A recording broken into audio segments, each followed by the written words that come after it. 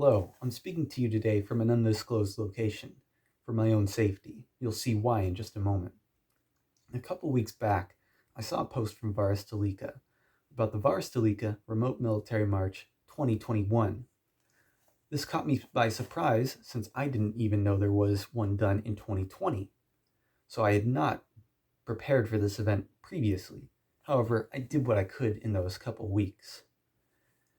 And as I prepared, I started looking into the event in Varusteleka a little bit more.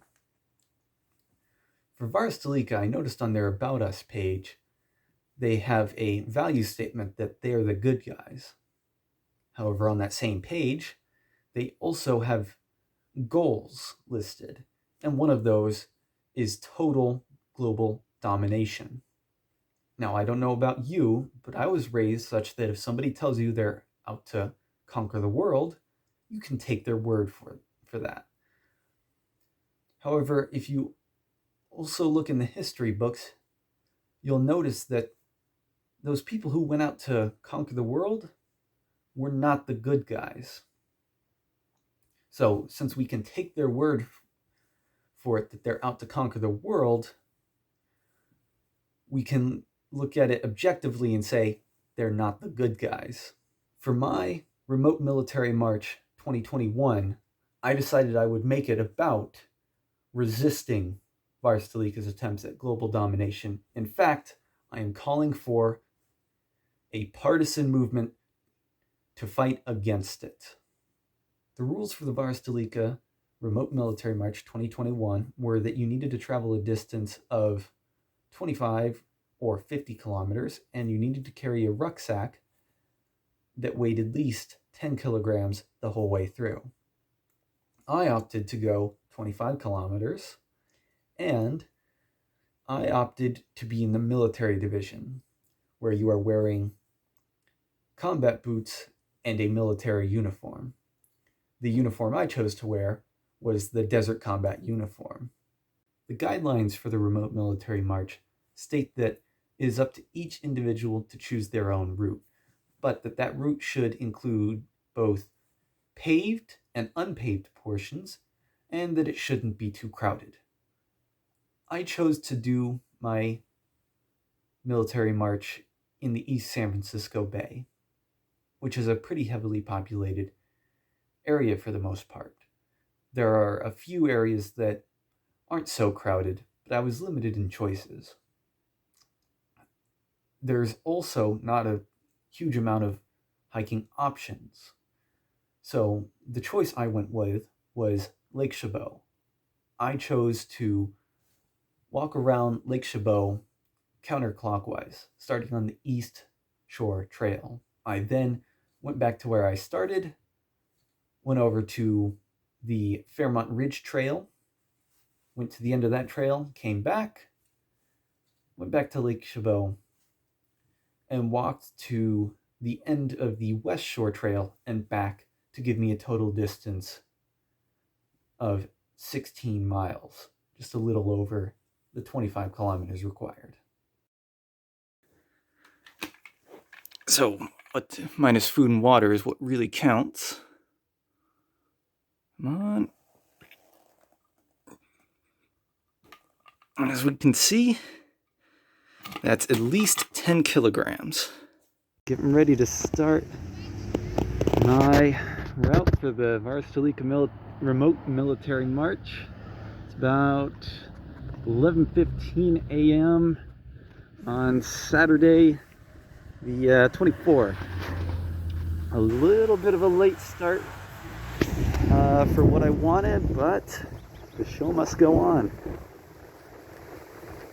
As you can see, I'm wearing the Desert Combat uniform, or DCUs for short, so that I can be in the military division, the Remote Military March. I'll show you. Hopefully that looks good. The only thing I couldn't get right about this is the undershirt. I got a light tan one here that yes, the Army would use today, but it didn't use back when they were issuing the DCUs, they were still using a darker brown that would have been the same one was worn with the woodland uniform, but I don't think anybody's gonna be too upset here today about that. So you can see a couple people, little boats out on the lake today. And there's that island for the lake. I can't remember the name of it, like Live Oak Island or something like that. You can see on the opposite side of the shore there's some tall growth that ducks really like to play in. I can assure you, I've done this route once before and I wasn't prepared for it the first time. That is going to take a while to get to. It's rather roundabout. I figure I'll throw this little random musing about the DCUs in here while I'm going. It seems kind of odd to me what a short-lived uniform it is. It's rather a shame. It's only a 3-color camouflage as opposed to what the Army issued out in the Desert Storm. That was known as the 6-color desert pattern, and it was found to be unsatisfactory in the Middle East. And they found that the problem with it is that the desert terrain it was based on was from Arizona and other parts of the American Southwest. And deserts in other parts of the world don't necessarily look the same. So there was also one other problem. The DCU was rather expensive to print. And on top of that, when Desert Storm actually happened, there were units that actually did their own field testing of the 6-color pattern and found it to be quite lacking in a variety of field conditions in daytime and nighttime. When I say nighttime, that does mean they used night vision for the tests. So what the Army ended up doing was just deciding that less is more, and they came out with this. However, of course, you're pretty much just going to see multicam today, which is good enough, I guess. But I still think this 3-color desert looks pretty good. Just look at that out there. Nice. Okay, coming to the end of the paved portion of the trail. Unpaved. We're in, boys.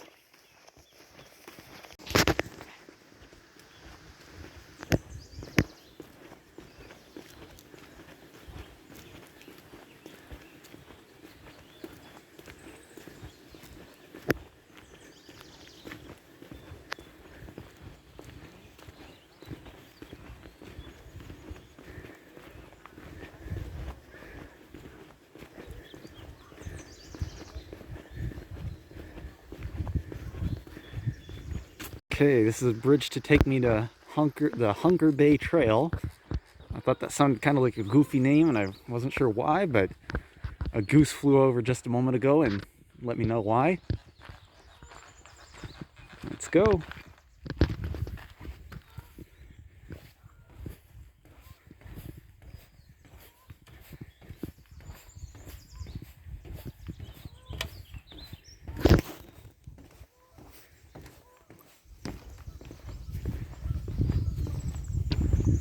Ooh, you can feel the flex in this bridge. Ooh. This bridge has definitely had some rock going on with it.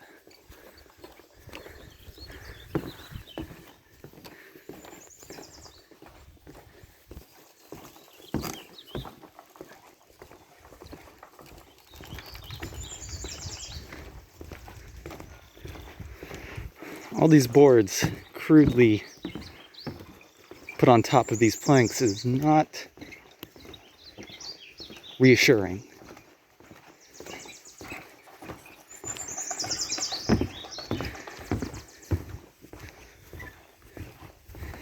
All right, here we go. Honker Bay Trail. There's that island again. And the trail steepens.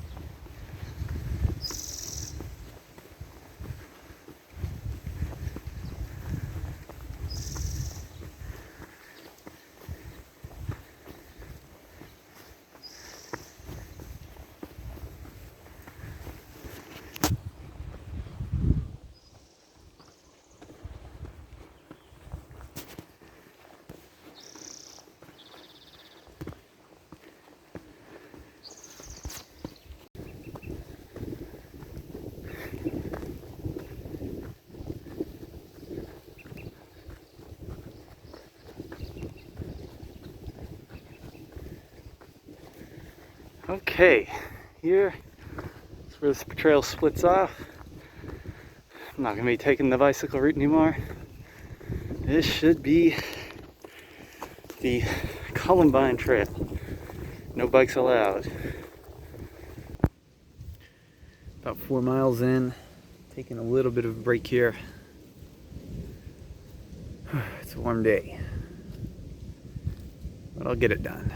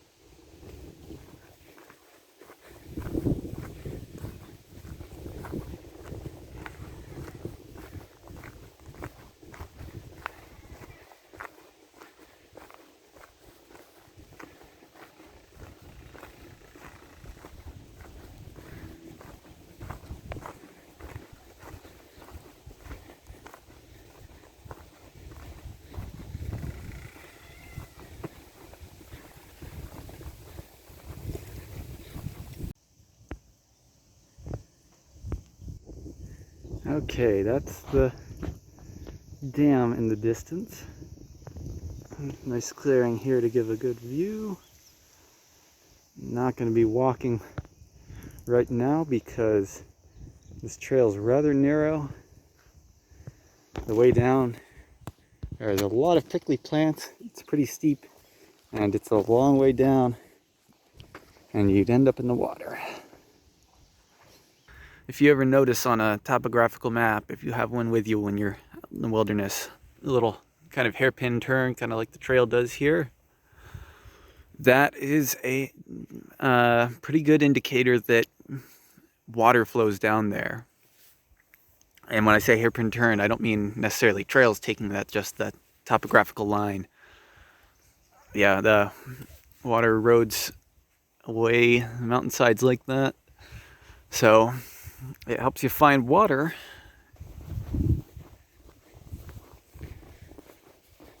These unpaved trails have a lot of big rocks just jutting out from the dirt.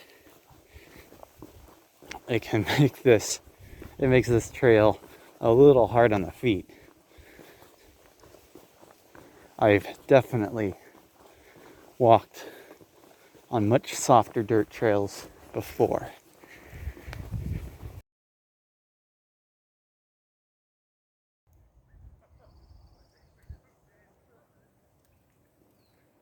Okay, sitting down, I'm gonna have some lunch.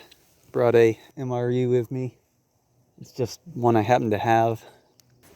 Here's the dam. I don't know if it technically counts as a dam, but That's what I've always thought of it as.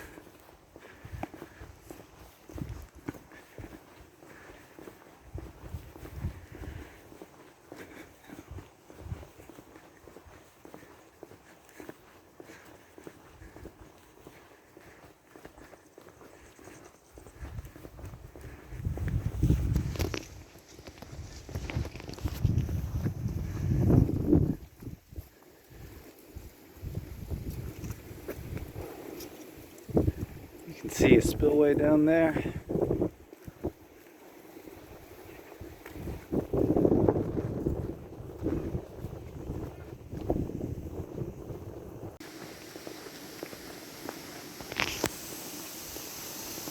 I am on the West Shore Trail now. Paved roads again. It's pretty much just going to be paved trails for the rest of the way. Alright, here's the marina. So I'm back where I started. Most of the way done. Most of the way.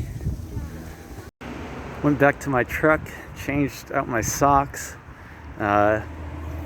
The pair I started the day with is still with me in my backpack since the spare pair was, so I'm not skimping on weight there. Gotta keep it with me.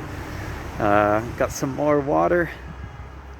Put on some sunscreen. Alright, here we are at the staging area for Fairmont Ridge. As you can see, there will be cows.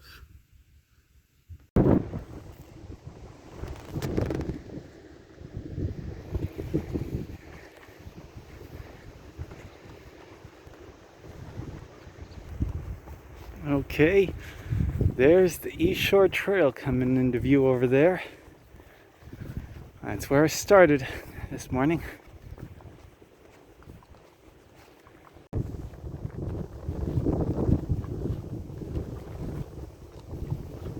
Some cows just having a good old time, grazing.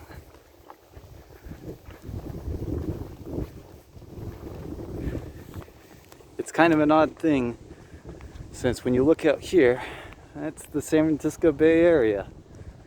Quite a metropolis. But when you go eastward, suddenly you got, even northward too, you got ranches, vineyards, real cowboys. Okay, I've just completed my most important objective for the day, which is to make sure that these Nike missile silos have not been tampered with. We know those fins over at Varusteleka are intent on global domination, and we know from experience that they are interested in missile silos. However, fortunately today, it looks like not far from those Nike missile silos is a little memorial for all the children in the county who were lost due to violence.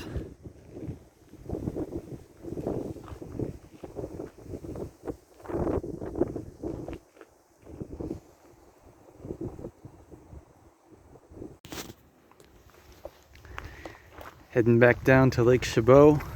I'm gonna check out that dam again. My feet are starting to tell me this is a long way to go, but I know I can get there. Alright, that was the marina again. Heading back out on the West Shore Trail. You can see it's cloudy now and a little bit darker. It's later in the day. Back at the dam one more time. Just like the Nike missile silos, no sign of any sort of infiltration or tampering by Varusteleka. Alright, back at the marina again. And that's it. I did it. I went that 25 kilometers. that is actually it. I'm back in my truck. It's done now. My route that I had planned out was measured at 16 miles according to Google Maps. The step tracker on my phone estimates the distance I traveled today at 17.49 miles, and that's accounting for the steps that it kept track of before I started today, before I got here. So, gosh, that is definitely a challenge. Without the weight, it wouldn't seem so bad, but that weight is definitely, you feel it the whole way. Overall, I'd like to say that completing the remote military march was challenging, tiring, but it was fun. It's really a great experience to be given a challenge and rise up to it. So I would encourage my fellow anti-Varusteleka partisans to participate next year. Show Varusteleka that we aren't afraid of their reasonable prices, that we're not afraid of their interesting selection of items, and that we're certainly not afraid of walking quite a ways with a decent amount of weight on our backs.